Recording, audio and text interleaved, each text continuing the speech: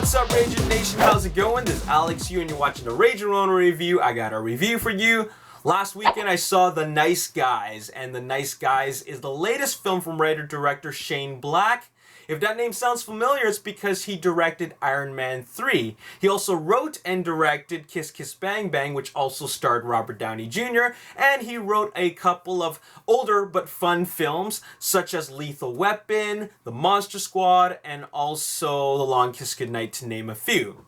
Now, I have enjoyed pretty much most, if not all, of Shane Black's work. I find that he's a very solid filmmaker who knows what he wants to give to the audience with what he's got. And what he's got is something very unique because as a writer, he brings forth very unique ideas. And with The Nice Guys, it's probably the first and only film that I've seen this year which has an original screenplay. Everything else that I've seen is based off something, based off a comic book, a sequel, based off a book, based off a true story, whatever.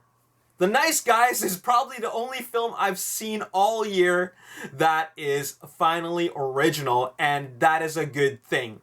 First of all, we've got two very unique characters who are pretty much polar opposites. We got this tough muscle for hire, played by Russell Crowe, and then we got kind of like this sleazy, idiot, bumbling private investigator, played by Ryan Gosling.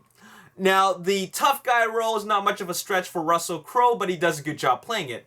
As for Ryan Gosling, I've seen him in A Place Beyond the Pines and Drive, and he's played a couple of other serious roles, but this was something pretty interesting for him as an actor. And like I said, they're polar opposites, but they have such great chemistry together. I love the writing in the film. It's very funny, and when these two characters are together, there's a lot of great comedy there, especially from Ryan Gosling's character's idiocy, if that's even a word, and also just Russell Crowe being the character that he plays, and he just does it so well. Both of them do it really, really well. Now, what is this movie about? Well, it's about these two characters, the muscle for hire and the private investigator, trying to look for the same girl. And they're looking for this girl because someone hired them to look for this girl, and then it just gets crazy from that point on. The movie's full of twists and turns. I'm not going to tell you much more than what I've already told you, and I'll just tell you it's full of surprises that'll keep you very entertained.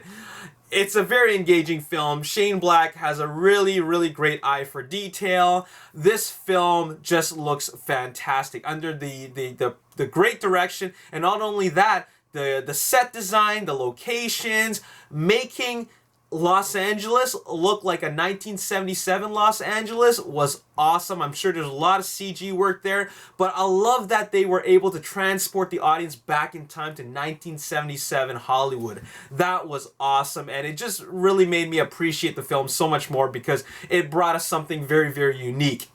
So a lot of that combined together with the great performances and the very unique story, the excellent writing, and of course the funny dialogue made this film so entertaining. I highly recommend it. Now, it's not just a comedy.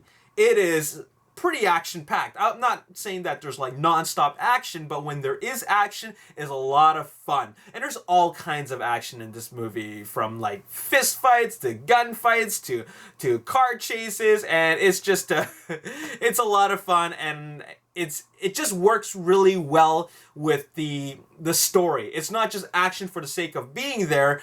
A lot of the action actually just helps drives the movie forward, and it just keeps everything paced really, really well. To top things off, this is a Silver Pictures production from producer Joel Silver, who is who has given us a lot of solid action films in the past. And this is no different. This is a solid film that has great performances, excellent and hilarious comedy, and of course some pretty entertaining action. So this is a winner, and I'm going to give this film an 8.5 out of 10. I really, really enjoyed this. I think most likely I will pick it up on Blu-ray when it comes out on home video release, and I highly recommend this film if you're looking for some good old-fashioned R-rated action comedy. Alright, so there you have it. That's all I gotta say in this video. As always, if you enjoyed this review and you want to see more, hit the like button, subscribe to the YouTube channel, like me on Facebook, The Ragin Nation, and also follow me on Twitter at Ragin Nation. My name is Alex Yu. Thanks for watching. I'll see you next time. Peace. What's so great about all that is that Kevin Feige did confirm that they have full creative control over how they handle Spider-Man.